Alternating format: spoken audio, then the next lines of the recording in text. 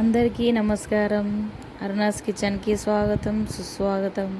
ఈరోజు మనం కాకరకాయ టమాటా కర్రీ డ్రైగా వాటర్ వేయకుండా చేసుకుందాం. ఈరోజు మనం కాకరకాయలు మంచిగా కట్ చేసుకొని దానికి కావాల్సిన ఐటమ్స్ టమాటా, ఉల్లిగడ్డ, పచ్చిమిర్చి, కరివేపాకు వేసుకోవాలి.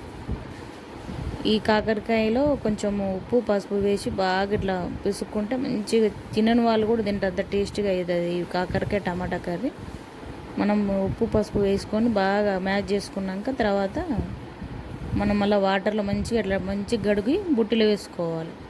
అంత మొత్తం పూర్తిగా కడిగి బుట్టిలో వేసుకున్నాక మనం కడాయిలో ఆయిల్ వేసుకోవాలి. దానికి తగినంత, దానికి ఎంత పడుతుందో అంత ఆయిల్ వేసుకొని అది వేడయ్యాక జీలకర్ర, ఆవాలు, శనగపప్పు నేను ఒక దగ్గరనే కలిపి పెట్టుకుంటాను. అది వేసుకోవాలి. వేసుకొని అవి వేగాక తర్వాత పచ్చిమిర్చి వేసుకొని ఉల్లిపాయలు వేసుకొని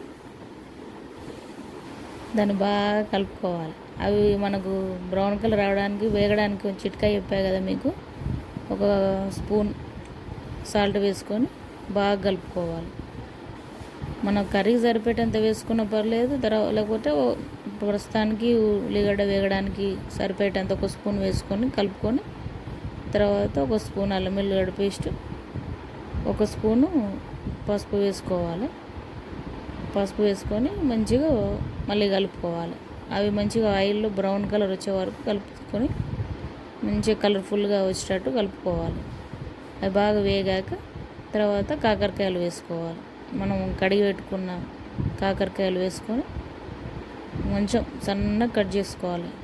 ఇది ఎంత టేస్ట్గా ఉంటుందంటే కాకరకాయ అంటే తినని వాళ్ళు కూడా ఇది కాకరకాయనా మీరు వండినాక కాకరకాయనే ఇదని అడుగుతారు. అంత టేస్టీగా ఉంటుంది. తర్వాత మన కాకరకాయ వేసుకొని బాగా కలుపుకొని మంచిగా మూత పెట్టాలి. మూత పెట్టుకొని మళ్ళీ మూత తీసుకొని మళ్ళీ ఒకసారి మంచిగా కలిపి కొంచెం కొత్తిమీర వేసుకొని మళ్ళీ కలుపుకోవాలి. ఆ కొత్తిమీర ఇప్పుడు ఈ టైంలో వేయడం ఏమవుతుంది మన కొత్తిమీర కొంచెం కర్రీకి మంచిగా పట్టుకుంటుంది.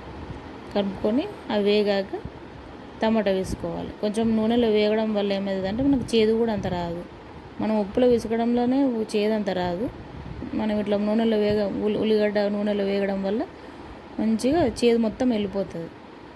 తర్వాత ఈ టమాటా వేసుకున్నాక టమాటా కూడా బాగా మగ్గిపోవాలి. మగ్గినాక మనకు దాని కర్రీకి ఎంత సరిపోతుందో అంత కారం వేసుకొని మంచిగా కలుపుకోవాలి.